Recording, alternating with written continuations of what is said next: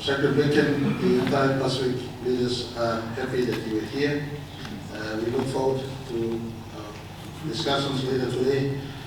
USA has had deep presence in our Pacific over many, many years, continues to remain also a Pacific nation, and we acknowledge you taking time to fly all the way to join us here in Moresby.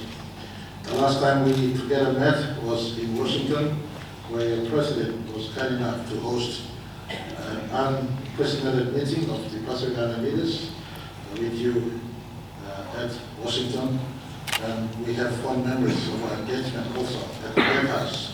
More importantly, his invitation of us into his Oval Office as we engage with him.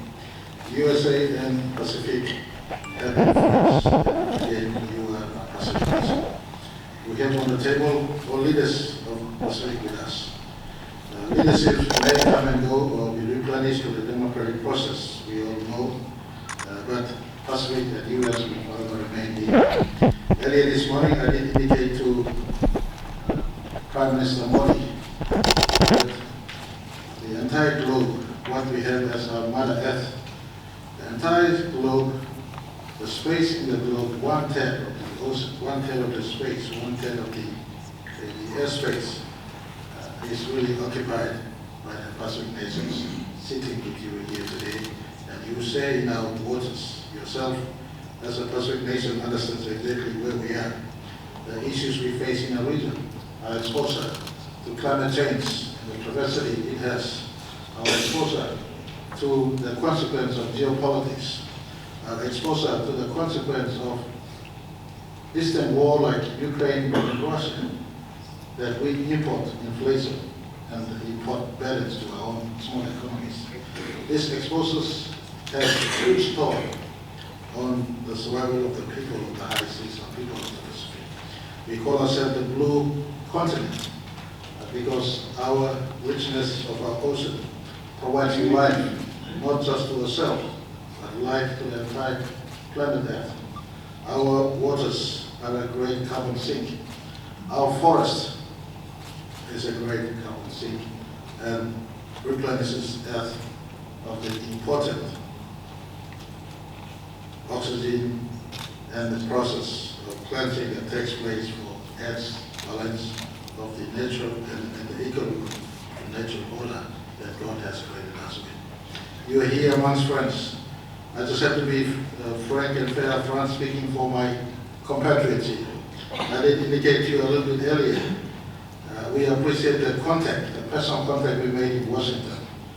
But away from this one, most of my sisters and brothers here feel that there is no direct line of visibility or path or accessibility straight back to Washington. The last time many, if not all of us, have had active engagement was maybe the time we had meetings at Washington and at the White House. Your coming to us brings us renewed hope that engagements, and more so, continued engagements and our path to Washington will be made clearer in our conversations. The small nations here, they are the biggest victim to climate change.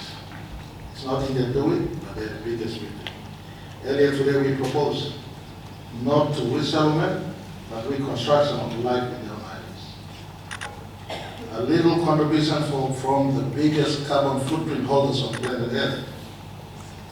These small island communities and island states will live their lives and secure the future of our children exposed to the high seas. And I want to ask you to indicate to us as we progress forward, as you come conveying a policy from President Biden, which we have already indicated.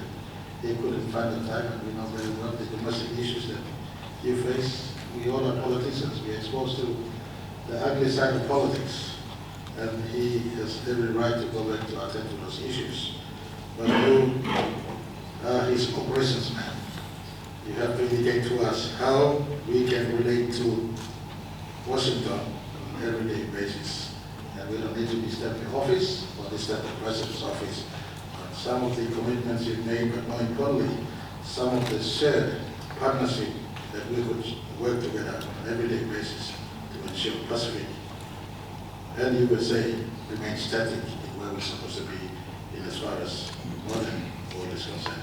On this note, I welcome you, Secretary Blinken,